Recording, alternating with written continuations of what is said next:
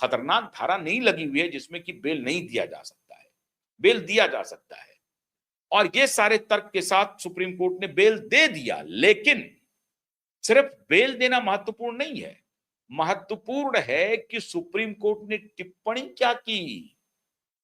Supreme court ने कहा कि गुवाहाटी हाई कोर्ट ने जो अपना ऑब्जर्वेशन दिया है, जो टिप्पणी की है, उस टिप्पणी से बचना चाहिए था Guwahati high court. Guwahati high court ने जो अब टिप्पणी क्या थी, मूल बिंदु यही है कि पवन खेड़ा ने फर्जी दस्तावेज या तो बनाए हैं या कहीं से मंगवाए हैं या किसी ने इनको दिया है, और जो देने वाला है, जिनसे ये लिए हैं, उनसे पवन खेड़ा के कोई ना कोई रिश्ते हैं और ये किसी बड़े षड्यंत्र का हिस्सा हो सकती है। और इसलिए फर्जी दस्तावेज अगर कहीं कोई बना रहा है तो इसका थॉरो इन्वेस्टिगेशन होना चाहिए और इसके लिए पवन खेड़ा को कस्टोडियल इंक्वायरी ही करनी चाहिए, कस्टडी में ही रखना चाहिए, वरना सबूतों के साथ टैंपरिंग होगी। ये मोटे तौर से गुवाहाटी हाई कोर्ट का लब्बो लुआब है, उनके ऑब्जर्वेशन का। अब सुप्रीम कोर्ट कह रही है कि नहीं, सुप्रीम कोर्ट कह रहा है कि नहीं नहीं, ये ऑब्जर्वेशन आपने क्यों दिया, ये गलत ऑब्जर्वेशन है, ये ऑब्जर्वेशन ठीक नहीं है। मूल ऑब्जर्वेशन है गुवाहाटी हाई कोर्ट का कि आपने फर्जी दस्तावेज बनाए हैं या फर्जी दस्तावेज प्रोक्योर किए हैं।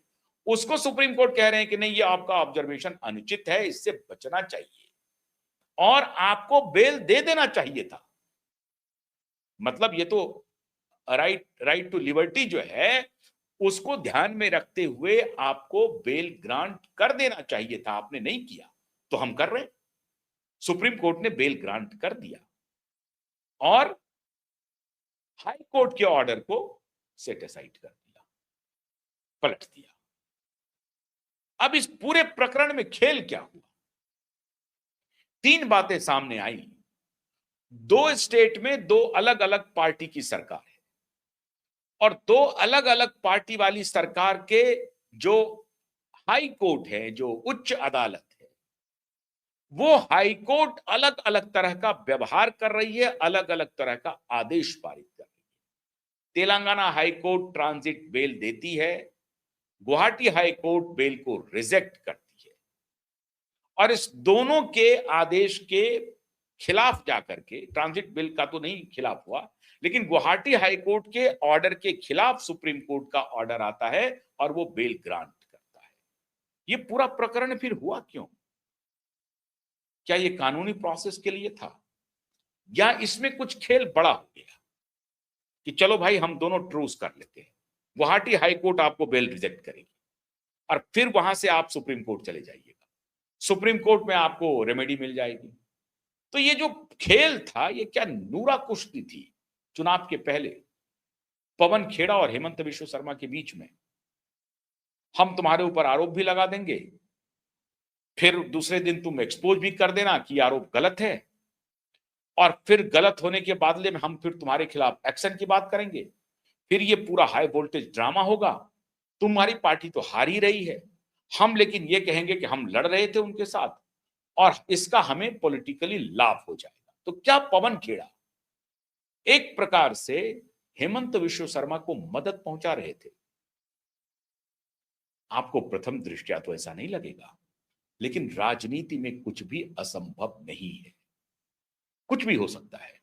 हो सकता है कि पवन खेड़ा भारतीय जनता पार्टी के बिहेस्ट पे ये सारा काम कर रहे हैं, और अगर नहीं तो आप इसका आकलन कीजिए कि ये किसके लिए लाभप्रद हुआ।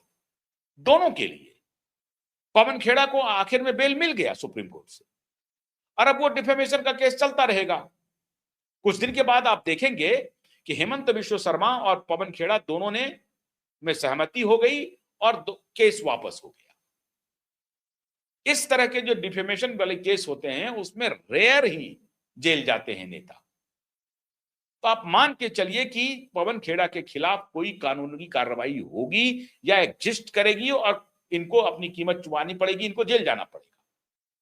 इसकी स्थिति तो अब प्रथम दृष्टया ऐसा ही प्रतीत हो रहा है। क्यों? क्योंकि तीन कोर्ट के तीन फैसले ने यह साबित कर दिया है कि ये दोनों पार्टियां मोटे तौर पर एक ही हैं और एक कौन किसको फायदा पहुंचा रहा था चुनाव पूर्व, यह कहना मुश्किल है। आपको ऐसा लग सकता है, अटपटा लग सकता है ये विश्लेषण कि नहीं ऐसा नहीं है, पवन खेड़ा ने आरोप लगाया था मजबूती से। अरे अगर आरोप लगाया था मजबूती से तो उन्होंने फैक्ट्स क्यों नहीं चेक किया? और अगर फैक्ट्स नहीं चेक किया तो उनका बेल कैसे ग्रांट हो गया? बहुत गंभीर मामला है। अच्छा चलिए, अब बेल ग्रांट हो गया, अब इंक्वायरी होगी, अब इन्वेस्टिगेशन होगा। मैं पक्के विश्वास के साथ कहता हूं कि अगले 6 महीने में इस मामले को आप भूल जाएंगे, आपकी स्मृति में भी नहीं रहेगी और कोर्ट की भी स्मृति में एक खाना पूर्ति रहेगी, तारीख लगती रहेगी, दोनों के वकील महोदय जाते रहेंगे। एक टाइम आएगा जब देखेंगे कि क्या भाई ये जो आरोप था उसको वापस ले लिया है, दोनों में सहमति हो गई है। मैं आज आपको इसकी घोषणा करता हूं, याद कीजिए शरीफुल इस्लाम का एक केस। कौन शरीफुल इस्लाम? करीना कपूर और शाहरुख, सैफ अली खान, करीना कपूर के पति सैफ अली खान के ऊपर हमला करने वाले शरीफुल इस्लाम कहां हैं? 1.5 साल होने को आ गया, शरीफुल इस्लाम की कोई जानकारी नहीं है। वो जेल में भी है या जेल से बाहर चला गया जहां जाना था, कुछ पता नहीं चला। वो इन्वेस्टिगेशन कहां है? क्या जांच पड़ताल हुई? क्या उसको सजा मिल गई? क्या हुआ नहीं हुआ? आपने सुना है शरीफुल इस्लाम के बारे में? कोई खबर अभी तक आपने सुनी कहीं से भी? जो मीडिया चिल्ला चिल्ला करके जोर जोर से बोलती थी मिल गया हमलावर, मिल गया, उस हमलावर का क्या हुआ? कुछ भी नहीं हुआ, कोई जानकारी नहीं है आपको। ठीक उसी प्रकार से पवन खेड़ा और हेमंत विश्व शर्मा के बीच में मेल संभव है, अब अवश्यंभावी है, मेल हो जाएगा, दोनों का काम हो गया। इसने उसके ऊपर आरोप लगाया, उसने अच्छा हाईकोर्ट सुप्रीम कोर्ट ने कहा कि हेमंत विश्व शर्मा ने जिस भाषा का प्रयोग किया वो भी अनुचित था, वो भी गलत था, दलील चली होगी। तो इन्होंने जब कहा कि भैया आपने हमें डिफेम किया, तो सुप्रीम कोर्ट ने इंटरवीन करते हुए कहा कि being a chief minister of A state, आपने जिस भाषा का, जिस शब्दावली का प्रयोग किया है वो भी अनुचित था, वो भी गैर जिम्मेदाराना है।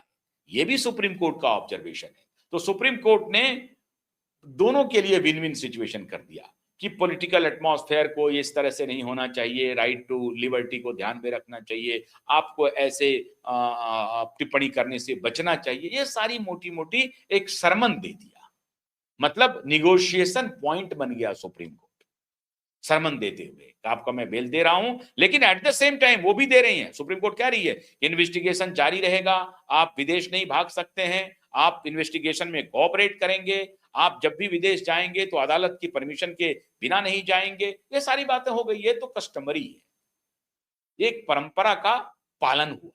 जब आप कोई भी इस तरह का ऑर्डर लिखाते हैं, कुछ परंपराएं जो हैं उसमें ऐसे ही स्वाभाविक रूप से आप उसको वर्णित कर देते हैं। आपने उसका वर्णन कर दिया आपने ऑर्डर में, तो ये वर्णन हो गया कि हाँ आपको ये काम करना है। इन्वेस्टिगेटिंग ऑफिसर आपके पास आएंगे, आप कोऑपरेट करेंगे, आप फैक्ट्स के साथ या एविडेंस के साथ कोई डिस्टॉर्शन नहीं करेंगे, उसको डाइल्यूट नहीं करेंगे, उसको मिटाएंगे नहीं, उसको तोड़ेंगे नहीं, उसको खत्म नहीं करेंगे, ये सब का ख्याल रखा जाएगा। ठीक है, ये सारे सरमन हैं, लेकिन मोटे तौर पर हुआ क्या?